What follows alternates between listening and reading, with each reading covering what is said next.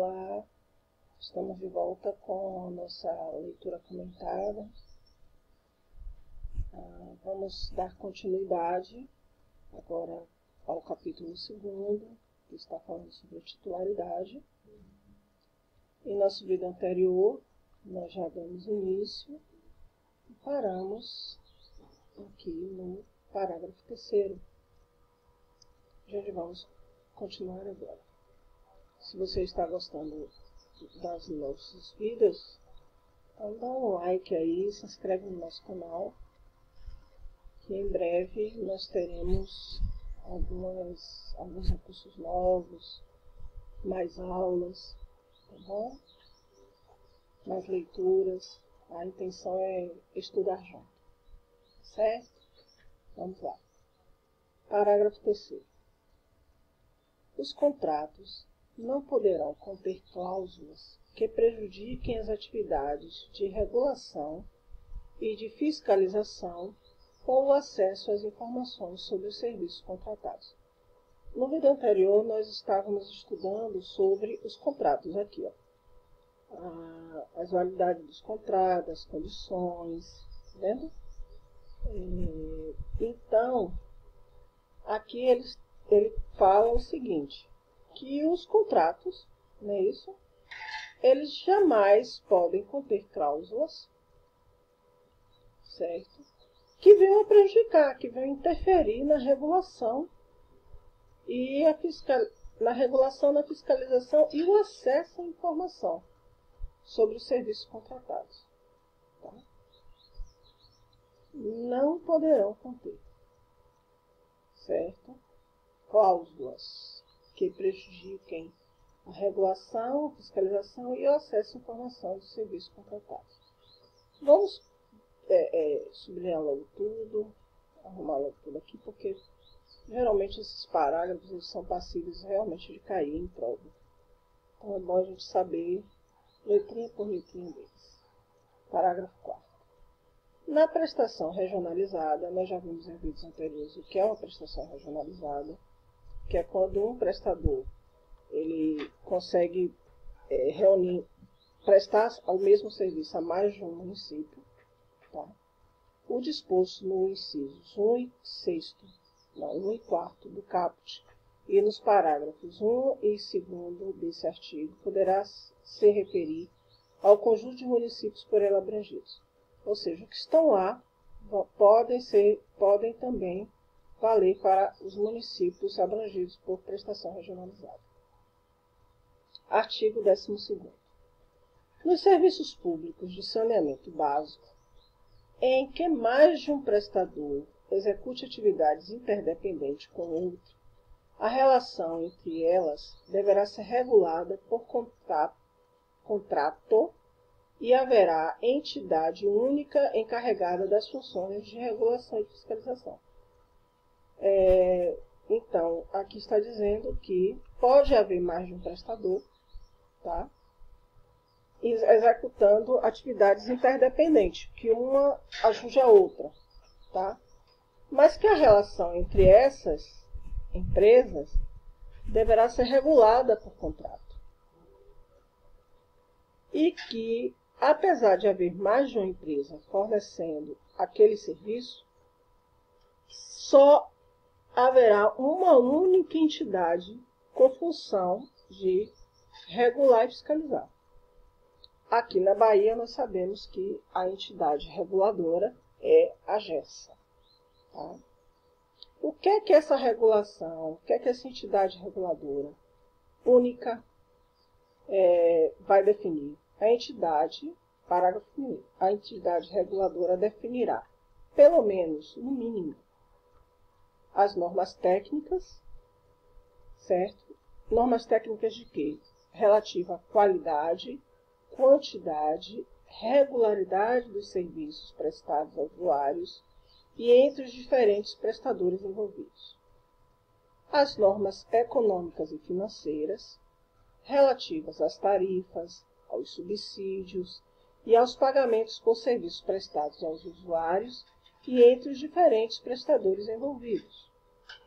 A garantia de pagamento de serviços prestados entre os diferentes prestadores do serviço. E os mecanismos de pagamento de diferenças relativas a inadimplemento dos usuários, perdas comerciais e físicas e outros créditos devidos quando for o caso. Tá, estou devendo a empresa, como é que eu vou pagar? Como é que eu posso ajustar minha vida com essa empresa? Aqui, ó, a entidade reguladora vai definir isso. O sistema contábil específico para os prestadores que atuem em mais de um município. Parágrafo 2º. O contrato a ser celebrado entre os prestadores de serviços, que foi no caso aqui, ó, que pode haver mais de um, tá bom? A que se refere o caput desse artigo deverá conter cláusulas que estabeleçam pelo menos. Esse contratozinho também, entre os prestadores, eles têm que estabelecer algumas regras mínimas, pelo menos, tá? Quais são? As atividades ou insumos contratados. Tem que deixar claro, você vai fazer o quê, eu vou fazer o quê. Eu vou fornecer o que cada um vai fazer, tem que estar claro. As condições e garantias recíprocas de fornecimento e de acesso às atividades ou insumos. O prazo de vigência desse contrato entre essas empresas, certo? Que deve ser compatível com as necessidades de amortização de investimento e as hipóteses de sua prorrogação. Os procedimentos para implantação, ampliação e melhoria e gestão operacional das atividades, as regras para a fixação, o reajuste e a redução das tarifas e taxas, certo? E outros preços públicos aplicáveis ao contrato, as condições e garantias de pagamento. Gente, eu não estou parando para explicar muito, porque isso aqui está muito claro, tá? Então, não precisa que a gente fique explicando minuciosamente, tá? Está muito claro essa lei. Os direitos e deveres subrogados ou os que autorizam a subrogação. Tá? As hipóteses de extinção da parceria, né, desse contrato, inadmitida a alteração e a rescisão administrativa unilaterais. As penalidades a que estão sujeitas as partes em caso de inadimplemento. E a designação do órgão ou entidade responsável pela regulação e fiscalização das atividades ou insumos contratados. Parágrafo 3º. Inclui-se entre as garantias previstas no inciso 6º do parágrafo 2º deste artigo a obrigação do contratante de destacar nos documentos de cobrança aos usuários o valor da remuneração dos serviços prestados pelo contratado e de realizar a respectiva arrecadação e entrega de valores arrecadados. E o parágrafo 4º. No caso de execução mediante concessão de atividades interdependentes, a que se refere o caput deste artigo, deverão constar do correspondente edital de licitação as regras e os valores das tarifas e outros preços públicos a serem pagos aos demais prestadores, bem como a obrigação e a forma de pagamento. Isso aqui é até transparência, né? Artigo 13º. Vamos lá. Vamos botar aqui para a gente ler direitinho. Os entes da federação, vamos lembrar quem são os entes? O município, o estado, o Distrito Federal e a União. Isoladamente ou reunidos, ou agindo de forma sozinho, ou, vamos dizer assim, vamos nos reunir, vamos fazer uma parceria, um consórcio, tá? Poderão instituir fundos.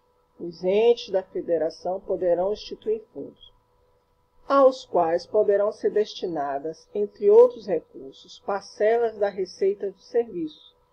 Certo? De onde é que vem esses fundos? Pode ser de parcela das receitas dos serviços, certo?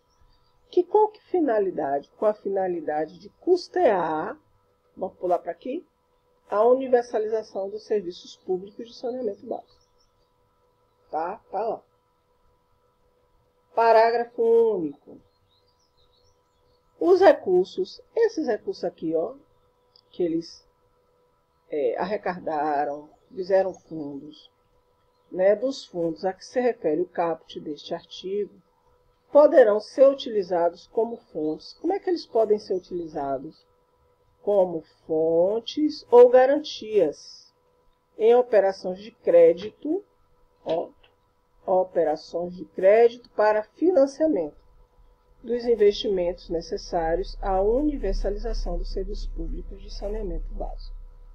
Ou seja, eles podem usar esses recursos para pegar empréstimo, para poder tentar universalizar os serviços públicos, tá? E assim nós terminamos o capítulo 2º, que fala sobre a titularidade, certo? E no próximo vídeo nós vamos para o capítulo 3º, que vai falar sobre a prestação regionalizada e os serviços públicos do serviço público de saneamento básico. Tá certo? Vou até apagar aqui que a gente vai usar outra cor. Tá? Aqui tá grifadinho, que não era para apagar. Tá bom? E assim ficamos por aqui. Tá certo? Bons estudos!